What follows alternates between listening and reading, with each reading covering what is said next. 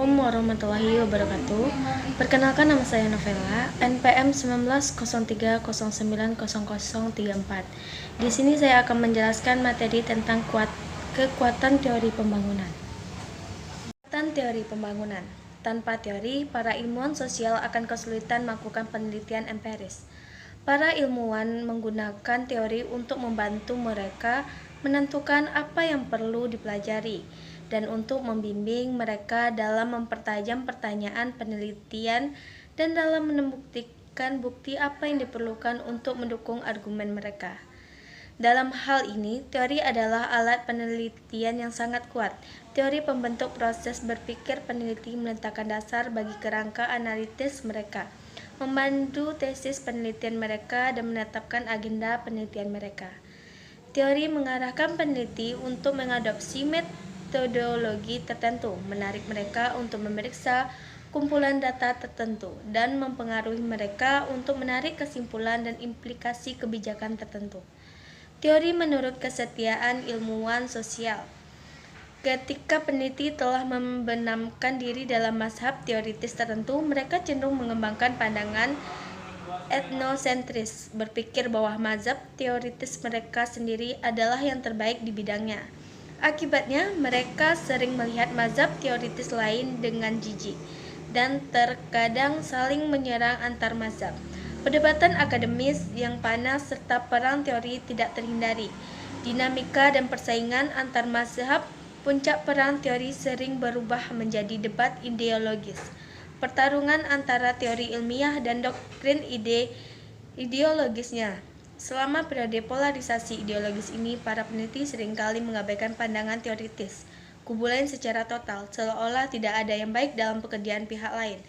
Hanya setelah perdebatan emosional mereda, para ilmuwan sosial dari kubu yang berbeda dapat saling mendekati dan mulai menanggapi argumen pengkritikan mereka dengan serius, belajar dari kesalahan masa lalu mereka. Ilmuwan sosial itu secara bertahap dapat memainkan poin untuk dari kritik mereka ke dalam mazhab teoritis mereka sendiri. Kecenderungan arah gabungan ini mungkin tampak tidak lebih dari memasukkan baru ke dalam botol-botol lama, tetapi upaya untuk mensintesikan dalam membantu untuk merevitalisasi mazhab lama dan untuk merangsang arah baru dalam studi empiris. Meski dicatat bahwa teori bukanlah etnis, mereka menjadi teori lain dan mereka mempertahankan argumen mereka sendiri. Setelah terlibat dalam perdebatan teoritis yang panas, mereka dapat mengubah diri mereka menjadi alat penelitian yang lebih baik daripada sebelumnya. Bidang pembangunan menawarkan contoh sempurna tentang dinamika perubahan dalam mazhab teoritis. 3 mazhab dominan akhir 1905. Bisa pembangunan didominasi oleh aliran modernisasi. Mazhab ini tentang mazhab ketergantungan dan radikal. Akhir 1970-an, sistem bangkit untuk menawarkan mazhab alternatif untuk menguji pembangunan.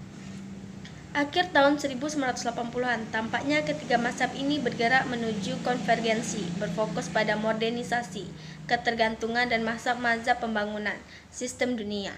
Kuliah ini berupaya memeriksa 5 rangkaian pertanyaan.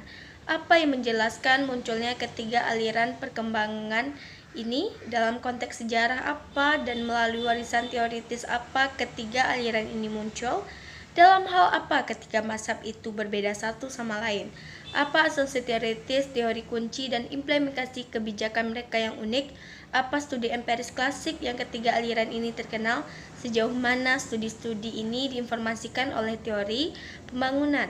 Mengapa para kritikus menyerang ketiga aliran pembangunan ini? Apa sajalah yang telah empiris klasik mereka? Bagaimana ketiga mazhab ini menanggapi kritik mereka? Sejauh mana mereka memasukkan poin kuat kritik mereka ke dalam teori mereka, dan sejauh mana studi empiris baru mereka berbeda dari studi klasik mereka?